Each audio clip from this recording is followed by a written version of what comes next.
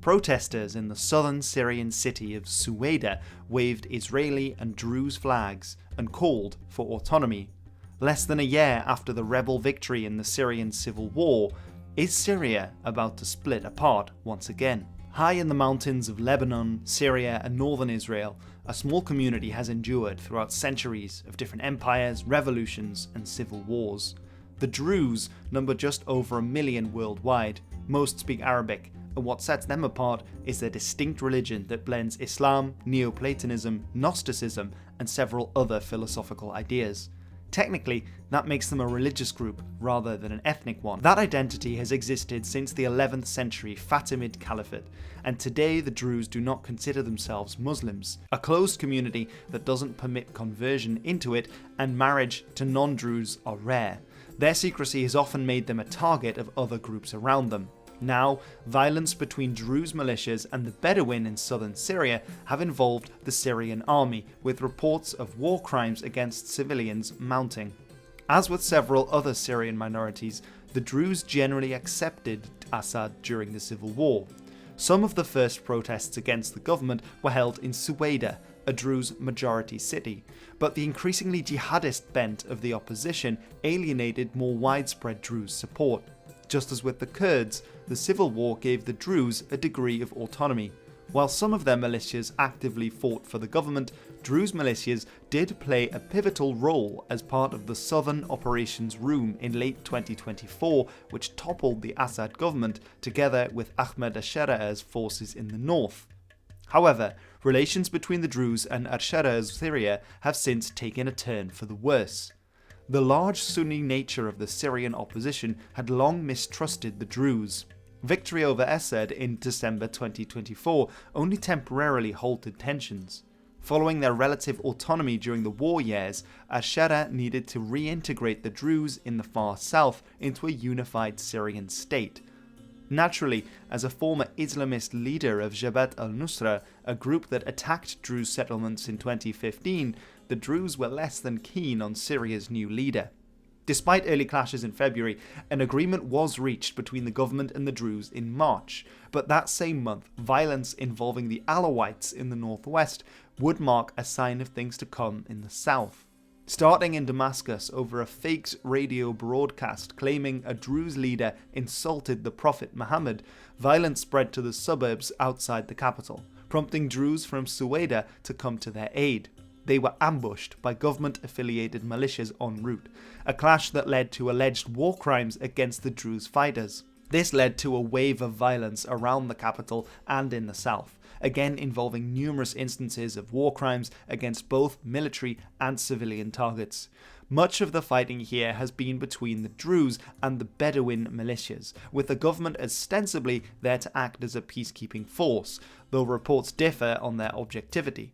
The situation has been complicated by the involvement of Israel, who launched airstrikes against government and Bedouin militias in support of the Druze. This came after the IAF bombed Syrian airfields following the rebel victory in December. At the same time, Israeli ground forces advanced into southwestern Syria, ostensibly to create a buffer zone between the Golan Heights, territory seized following the Six-Day War in 1967, and Israel. Since the worsening violence in southern Syria, the IDF has enlarged the area under their control in the region. This has been condemned by several actors as breaking international law.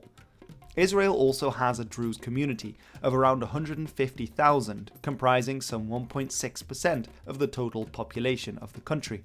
The majority live in the north, including a sizable number in the Israeli-occupied Golan Heights. Most of these are not Israeli citizens and maintain close links to the Druze in Syria, with whom they formed a continuity until 1967. Israeli Druze are citizens and are conscripted into the IDF, though unlike Israeli Jews and Christians, Druze women aren't required to serve. Their community have pressured the Israeli government into intervening on behalf of their co-religionists in Syria. Others are reported to have crossed over to fight on the other side of the border, while in the opposite direction, other Druze civilians have fled from Syria into Israel. Though in July a ceasefire between the Syrian government and a Druze religious leader Hikmat al-Hijri was announced, Later the same day, a different religious leader urged the Druze to keep fighting after accusing the government of continued shelling. Israeli involvement and continuing clashes with the Druze have led to some speculation as to whether the solution involved is decentralization or even autonomy for the south. During the French Mandate of Syria, the Druze maintained their own autonomous state, the Jabal al-Druze, and had a large degree of de facto autonomy during the recent civil war. French occupation led to the Great Arab Revolt in 1925 and the eventual reunification of Syria as an independent state in 1936. It's fair to say that the political landscape has changed significantly since then, though. With mounting international pressure on Israel for their actions both in Gaza and in occupying parts of southwestern Syria, championing the Druze cause as supporting an oppressed minority to achieve autonomy might give them a reason to formalize this buffer zone as a Druze state. With historically poor relations with Syria that look set to continue, this might kill two birds with one stone for Israel. It would also curry favour with their own Druze minority at home.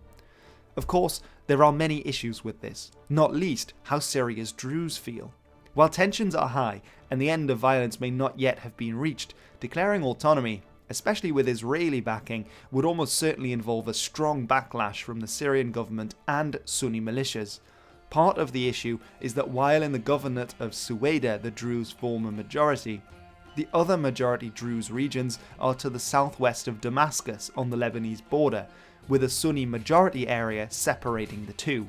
That area, Daraa Governorate, separates the Druze regions from Israeli-held territory. Its inclusion in any kind of Druze autonomous state would immediately create another Arab minority within it and on Israel's border. As with Assad, the Druze generally preferred a level of autonomy within a centralized secular state that respects their religious rights. The new Sunni nature of the government might have sounded alarm bells for many Druze, but Ashara maintains that Syria will continue as a secular state with respect to its religious minorities. However, the question is increasingly how many of the militias are actually under the control of the government in Damascus, and whether that government will clamp down on inter-religious and inter-ethnic tensions and violence as sparked in the north and as are now increasing in the south. In the first week of August, a conference held in Syrian Kurdistan that included Druze leaders demanded a decentralized Syrian state and an entirely new army. This was immediately rejected by the Syrian government. As such, we'll have to wait and see how things pan out in southern Syria. At the same time, another looming problem for Ashara is in the north, where negotiations with the Kurdish-led Syrian Democratic Autonomous Administration of North and East Syria is also pushing for increased autonomy, much to his and Turkey's dismay. Let me know in the comments below, have you been following the situation in Syria, and do you think that a decentralized Syrian state might be the answer to these regionalist issues that the government in Damascus is having? Let me know. Thanks for watching. I've been Hilbert, and this was The History.